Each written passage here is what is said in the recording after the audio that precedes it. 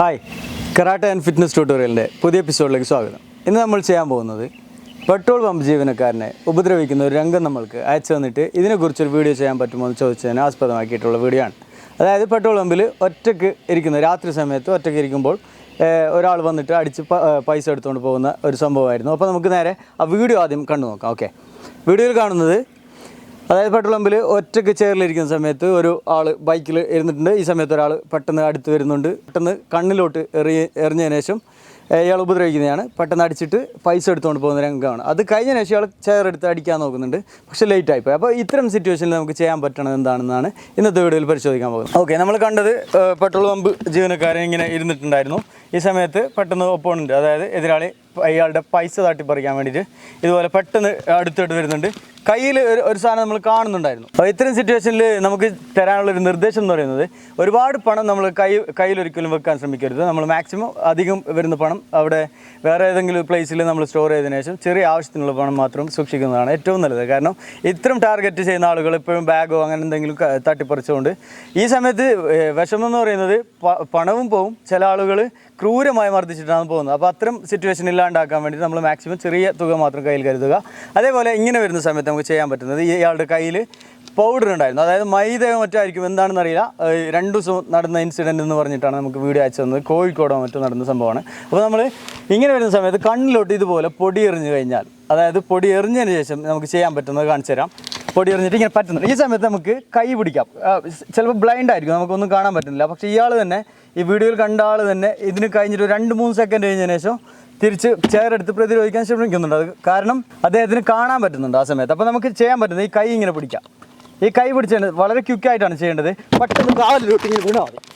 ഇതുപോലെ കാല് പിടിച്ചാൽ ഇയാൾ താഴെ വീഴും. ഈ സമയത്ത് നമ്മൾ ബ്ലൈൻഡ് ആണെങ്കിൽ തന്നെ ഇങ്ങനെ വന്നതിന് ശേഷം കണ്ണൊക്കെ തടച്ചതിന് ശേഷം ഇയാൾ നമുക്ക് ഫേസിലോട്ട് പഞ്ചോ കാര്യങ്ങളൊക്കെ ചെയ്യാൻ പറ്റും. ഇയാളും ഡിഫെൻസ് ചെയ്യാൻ നോക്കും. ഈ സമയത്ത് നമുക്ക് എന്തെങ്കിലും ചെയ്യാൻ പറ്റും. ഇതുപോലെ നമുക്ക് താഴെ ഇടാൻ പറ്റും. അതായത് 2 കാലും പിടിച്ചാൽ മതി. ഇപ്പോൾ കാണിച്ച സീൻ തന്നെ ഒരു പ്രാവശ്യം കൂടി സ്ലോ ആയിട്ട് കാണിച്ചു തരാം. അതായത് ഫേസിലോട്ട് ഇത് പൗഡർ എറിഞ്ഞതിന് ശേഷം 2 കാലും ഇതുപോലെ പിടിച്ചിട്ട് പൊക്കിയാൽ മതി. ആൾ 100% താഴെ വീഴും. 2 കാല് പൊക്കുന്ന സമയത്ത് അതായത് ഓപ്പോണൻറ്റിൻ്റെ ബാലൻസ് നഷ്ടപ്പെടും. അപ്പോൾ ഈ സമയത്ത് വീഴും. അതിന് ശേഷം നമുക്ക് വേണ്ടത് ചെയ്യാൻ പറ്റും. എന്നെ നമുക്ക് ചെയ്യാൻ പറ്റുന്ന അടുത്തൊരു ഈസി മെത്തേഡ് തന്നെയാണ് കാണിക്കാൻ പോകുന്നത്. ഇയാൾ ഉപദ്രവിക്കാൻ വരുന്നുണ്ട്. ഈ സമയത്ത് നമുക്ക് ചെയർ എടുത്തിട്ട് അടിച്ചാൽ മതി. ഇത് നമ്മൾ വളരെ സ്പീഡായിട്ട് തന്നെ ചെയ്യണം. വീഡിയോയിൽ അയാൾ ചെയ്യുമ്പോൾ, കാരണം എതിരാളി രക്ഷപ്പെട്ട് കഴിഞ്ഞിരുന്നു, അത്രയും ലേറ്റ് ആവാൻ പാടില്ല. ഇയാൾ അടിക്കാൻ വരുന്ന സമയത്ത് തന്നെ എടുത്തിട്ട് നല്ല സ്പീഡായിട്ട് ചെയർ കൊണ്ട് അടിച്ചാൽ മതി. അപ്പോൾ അയാൾ എസ്കേപ്പ് ചെയ്യാൻ നോക്കും. പിന്നെ കുറച്ച് സമയം കൂടി കഴിഞ്ഞാൽ കൊളീഗ്സോ നാട്ടുകാരോ അങ്ങനെ ആരെങ്കിലും വരുന്നുള്ള പേടിയും കൂടി ഉണ്ടാവും. ഇവർ പെട്ടെന്ന് കാര്യം നടത്തി പോകാനാണ് ശ്രമിക്കുന്നത്. അപ്പോൾ നമ്മൾ ഒരു പ്രാവശ്യം കൂടി കാണിച്ചു തരാം. ഇങ്ങനെ വരുന്നുണ്ട്, എടുത്ത് ചെയർ എടുത്ത് അടിച്ചാൽ മതി. ഇതാണ് നമുക്ക് ചെയ്യാൻ പറ്റുന്ന രണ്ടാമത്തെ കാര്യം. ഇൻ കേസ് നമുക്ക് ആ സമയത്തൊന്നും ചെയ്യാൻ പറ്റിയില്ലെങ്കിൽ, നമ്മുടെ പണം എടുത്തുകൊണ്ട് ഓടുന്ന സമയത്ത്, ഓടിയിട്ട് ബൈക്കിലോട്ട് കയറുന്ന സമയത്ത് നമുക്ക് ചെയ്യാൻ പറ്റുന്നത്, ഇദ്ദേഹം ബൈക്കിൽ ഇരുന്നിട്ടുള്ള ആളാണെങ്കിൽ ഇങ്ങനെ പിടിച്ചാൽ മതി. ഈ സമയത്ത് അതായത് ബൈക്ക് ഓടിക്കുന്ന ആൾ ചിലപ്പോൾ പെട്ടെന്ന് എടുത്ത് പോകാൻ ശ്രമിക്കും. ഈ സമയത്ത് ഇയാളും താഴെ വീഴും, ബൈക്കും മറിയാൻ ചാൻസ് ഉണ്ട്. ഇയാൾക്ക് കയറാൻ പറ്റിയില്ലെങ്കിലും ഇങ്ങനെ പിടിച്ചിട്ട് താഴെ ഇട്ടിട്ടാലും മതി.